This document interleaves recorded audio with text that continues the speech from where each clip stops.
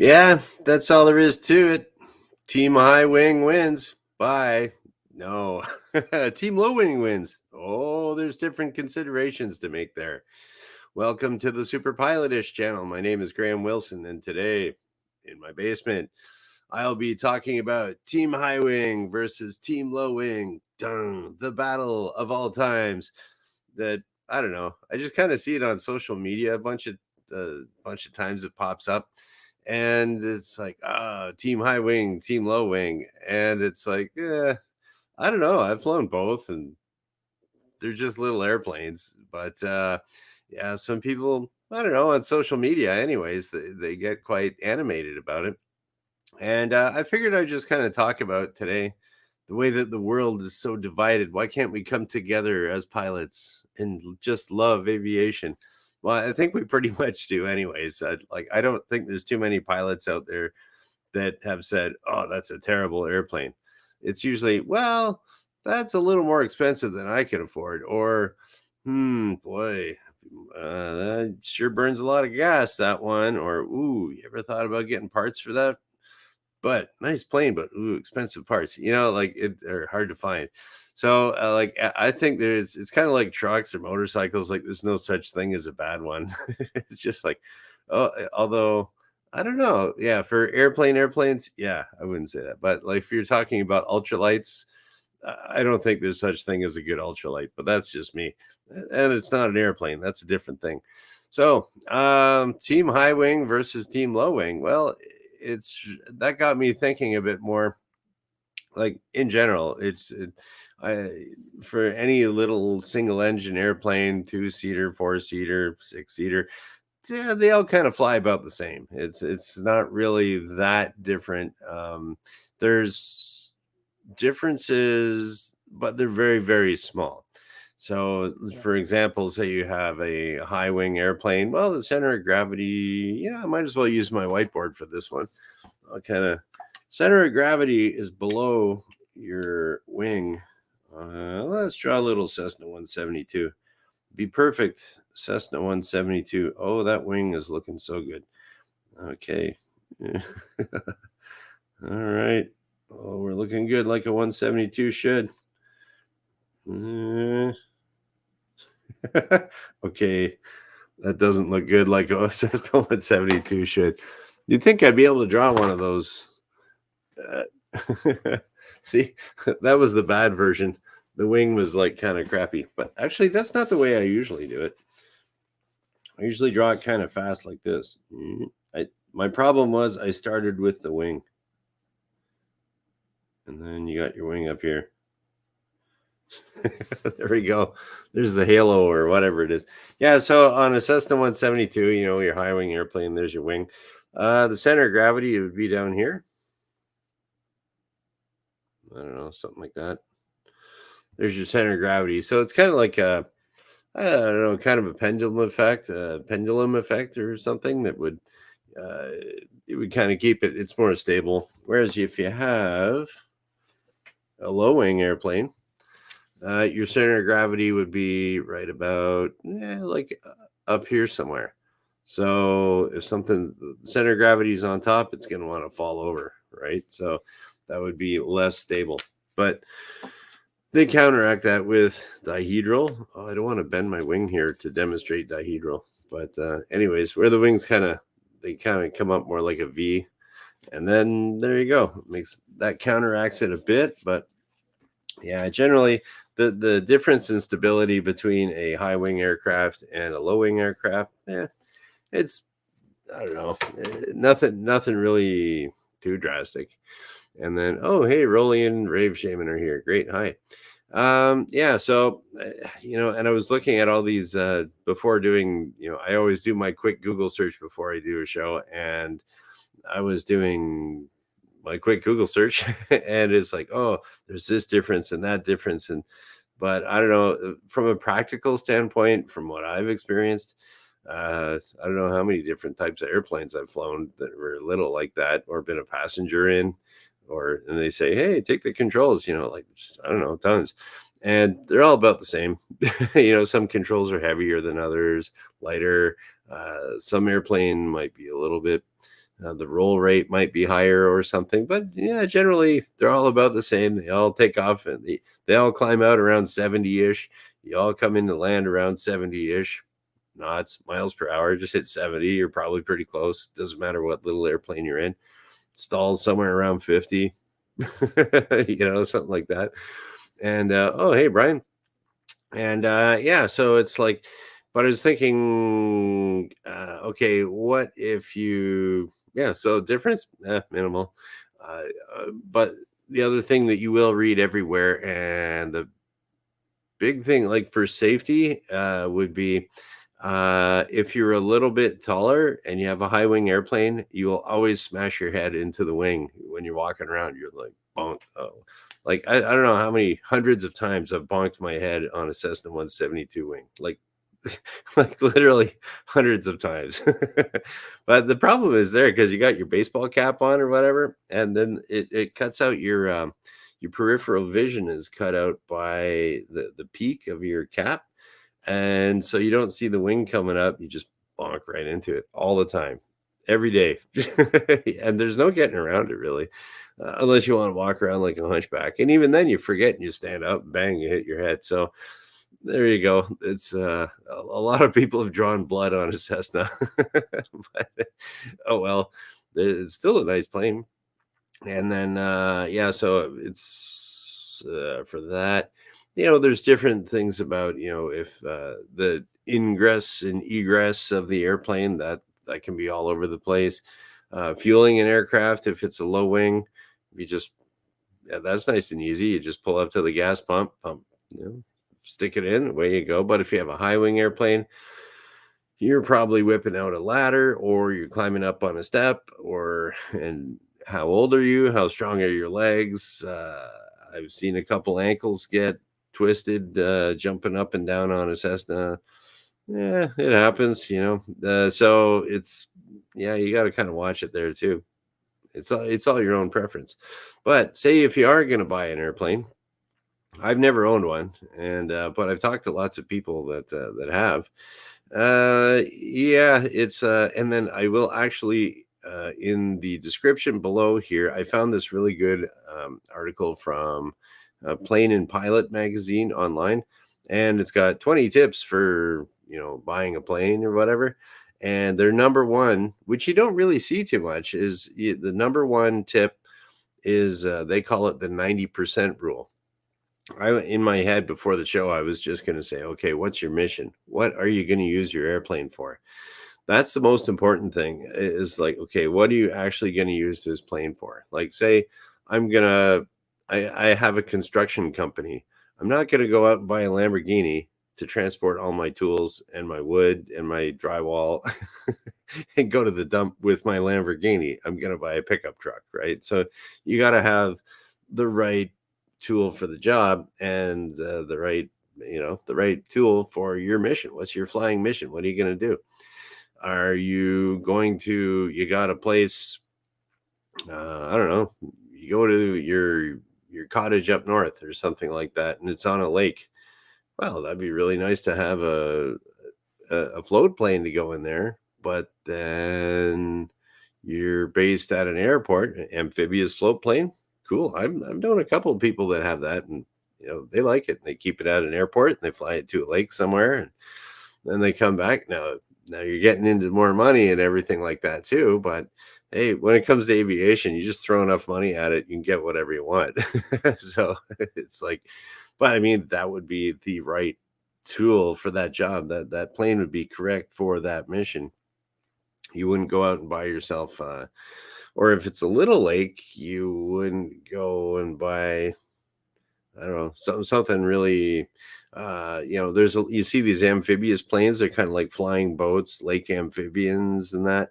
Well, they're not really that great for, I think their takeoff and landing distances can be a little bit long, if I'm not mistaken. And they don't handle waves that great, and you can't really carry too much in them. So if you're going up to the cottage, the lake amphibian might not be the best for you. For like a little lake, and who knows what the weather is like. You're gonna have lots of waves there. Who knows? And So another thing there too is how many people are you going to be flying around with? Most of the time, people buy an airplane. They think, "Oh, I'll go flying with my buddies. I'll bring the wife up. I'll bring my kids up." Well, the kids turn out they get airsick and they don't like it, and then the wife wants you out of the house or whatever, and you're just flying by yourself most of the time. So you can do you really need a 6-seat aircraft to go flying by yourself? I don't know. If you had a 4-seater, you get more money for gas to go flying around more. I don't know. But yeah, so the 90% rule for your mission, the way that this article described it is how are you going to use your airplane 90% of the time? And pilots like numbers, engineers like numbers. So it's nice to have a little 90% number on there. I would tend to agree with that. Yeah, 90% of the time you buy a plane, you're going to be flying around by yourself. So that was the yeah, and whether you do team high wing, team low wing, and also that depends on your mission too. So, oh, we got here the Iron Luke Vest. Hey, welcome to the show, man. I think that's the first time I've seen you come in. Good day to you too. So, yeah, so team high wing versus low wing. I think any of that stuff that you see is kind of joking around, but not necessarily because people are kind of tribal. They're like, it's like, everyone has their favorite hockey team. Oh, you like that hockey team too? Ooh, me too. Oh, your favorite football team? I'm a fan of that too. It's like, oh, your team low wing? Oh, me too. So it can be, yeah. And then you got team biplane over there going like, you guys are all, I'm team biplane. I'm above all you guys. So I don't know. But Team Jets out there having an espresso saying, you know, but everyone's on their own little, their own, I don't know, little team, and they kind of like that, I guess. Me, I don't care. I'm on Team Airplane, I guess. I wouldn't be consider myself on Team Ultralight just because they're just statistically they're brutal. Team Powered, what are the paraglider? No. Any other team airplane, pretty much. Team helicopter, I'm a fan, not really on the team. I just don't have the money to go get a helicopter license. That's expensive, man. So, anyways, yeah, I don't know. Today's Friday. It's just kind of hanging out. Just figured I'd talk about team high wing, team low wing. It's better than team no wing. So, anyways, let's just go through some chat here and we'll call it a weekend here. All right, what do we got here? Oh, we got I haven't even read this comment, so let's just see what Wrench has to say. From an aero standpoint, pretty sure both high and low wing work fine, but to look at the ground, high wing is better. Yep, most high wings are strut braced, so more drag unless wing spar cabin. Oh, wing spar cabin, like a Cessna 172, Cessna 177 Cardinal, I think. Yeah, yeah, you do get the better visibility for looking at the ground in Team High Wing with your Cessna 172 or whatever. And then, but it's also one of those things. I know students really get freaked out when you lose, when you bank to go from maybe the downwind leg to the base or the base to final turn. You lose sight of the runway a little bit, but your wing will go down. And you can't see the runway, and that kind of freaks people out. But yeah, and then they're like kind of they don't want to bank too much, and they kind of and it makes for a funny corner. But eventually, you get used to losing sight of the runway a little bit, and then but so team low wing is good. You can always see the airport. And it's I don't know, low wings are kind of cool. Kind of feel like you're in like your fighter jet or something like that. They're always low wing, or well, not always, but mostly, or mid wing. So, but yeah, you would have a little bit more drag with the yeah, with the way that is. But there's all of these, like with every you're an engineer, Wrench. With every engineering project, there's always trade-offs. So you're going to get more drag, but you'll get more lift, or you'll get more visibility here, but you got more drag, or you'll have more horsepower, but you need a bigger engine, so you got more weight for the horsepower. Like it's all a trade off, and depend. I always say it comes back to, what's your mission? Okay, and what do we got here? Brian says, "Hey, Brian, I think it comes down to a personal choice of performance characteristics and stylish preferences. Period. I have flown both, as you know, and yes, he prefers his beloved Cherokee. And Brian does have a really cool Cherokee 180. Nice plane. Yeah, it's got that. The Cherokee 180 has just got that little more oomph to it. That's a little bit better than like a Cherokee 140 or something like that." And yeah, it's Brian's got a nice plane there. Okay. The diamond shape in the back of the flap of a Cessna makes a very telltale mark in your forehead. Yes, definitely. We'll hear more stories of a plane owner here. When I bought a plane, my main mission changed that day. I was a day flyer, but started to travel every weekend. But Musketeer was super slow, but 5+ hours. Yeah, Musketeer. Yeah, Musketeers are pretty cool. I haven't flown a Musketeer. I've flown a Beach Sierra, which is kind of like the retractable gear version of a Musketeer. Nice cabin size for those things. It's very nice. All right, here we go. And then, okay, Wrench knows a paraglider, guy that loves it. Yep. Okay. Good luck. That's all I can say about that one. And Team Canard, well, I don't know. You can't spin a Canard, man. So, yeah. But Team Canard, what's a good Canard wing? Yeah, I don't know. It's kind of weird that the Canard wing really hasn't caught on with. Maybe people don't know what a Canard wing is. Canard means, what is that in French? Duck. So yeah, like the long easy. That's right. Over here. Yeah, the long easy. That's a good Canard wing. Yeah. So basically, it's kind of like, I guess we'll look at the top view here. I'll draw a top view. Okay, this will be kind of like a cool looking. I don't know. Let's see how cool I can. This looks like a fish. Okay.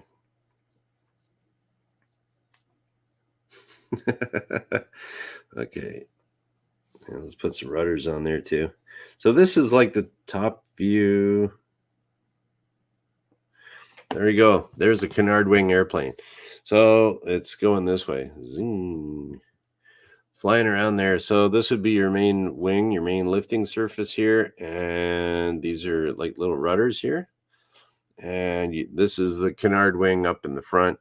The idea here behind the Canard wing, if you're wondering, is like, well, why doesn't it have like a little horizontal stabilizer back here, with the elevator in it and stuff? Why did they move that thing up here? Because here we go. Here's your ground school instruction. We all know, yes, we do, that you're producing lots of lift with your wing here, and there's actually a downforce on your horizontal stabilizer, and so that's adding actually more weight to the whole equation there. Whereas if you have your Canard wing, let's draw our little Canard wing here.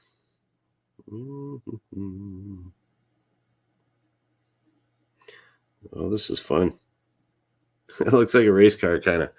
So there's your side view here with your rudder.